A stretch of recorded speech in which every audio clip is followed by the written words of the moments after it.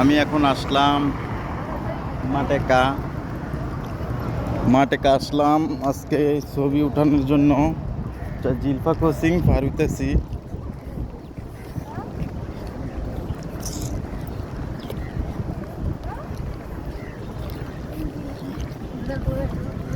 এইটা হইল মাটেকা।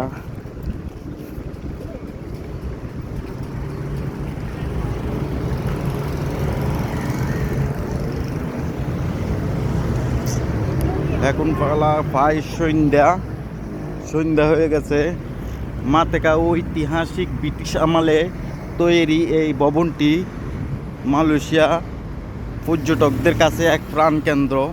এখানে আসা অনেকে ফটো সেশন করে। বিভিন্ন মানুষ দেখেন ছবি তুলতেছে। এই পুরনো ঐতিহাসিক এই বিল্ডিংটির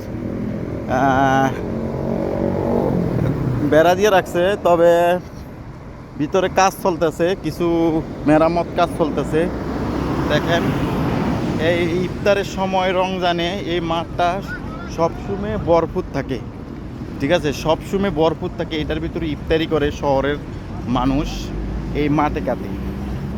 ঠিক আছে, হাজারো ভুবনপতি পর্যটকদের প্রাণের জায়গা। এখানে আইসা ঘোরাঘুরি করে বিভিন্ন ছবি, মালয়েশিয়ান বিভিন্ন পর্যটক কেন্দ্রের ছবি, এখানের একটা ছবি আপনারা পাবেন।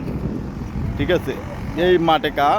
তো এখন সন্ধ্যা টাইম, তাই একটু ঘোরাঘুরি আসলাম। আর আকাশের অবস্থাও বেশি ভালো না,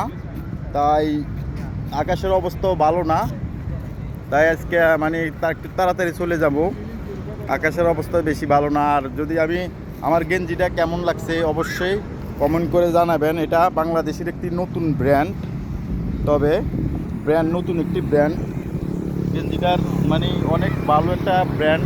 যারা অনলাইনে কিনতে চান অবশ্যই আমার পেজে ফলো দেওয়া আছে, এবং কি আমি শেয়ার করে রাখছি। যদি কিনতে চান কিনতে পারবেন অনলাইনে। তো এই আর কি, আজকে মানে গেঞ্জিটা বাংলাদেশ থেকে অনলাইনে অর্ডার করে আনা হয়েছে। তো এই গেঞ্জিটা অনেক কমফোর্টেবল করতেছি। অনেক ভালো একটা মানে কোম্পানি। তাদের ফেসবুক পেজেও ভালো সারাই আছে, অনেক ফলোয়ার এবং কি অনেক কাস্টমার। তাই আজকে আমি গেঞ্জির একটা রিভিউ দেবো মনে করতেছি। কোম্পানি গেঞ্জিটা আজকে ইউজ করলাম, তো ভালোই লাগতেছে। তো এই হলো কারবার। তো আমি এখন মাটেকাতে আছি। মাটেকার ভিউটা আপনারা দেখেন। এখন সন্ধ্যা টাইম, তাই মানুষ বেশি একটা নাই, বিকাল টাইমে একটু বেশি থাকে, তবে এখন চলে যাইছে।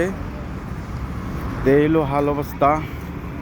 কলারামপুর থেকে Mateka, Mosharaf blog. Thank you. এখানে মানুষ ফটো সেশন করতেছে। বিভিন্ন রকমের মানুষ এখানে এসে ফটো সেশন, বিভিন্ন রকমের অনেক সুন্দর ফটো তুলতেছে। দেখেন এই হলো কারবার।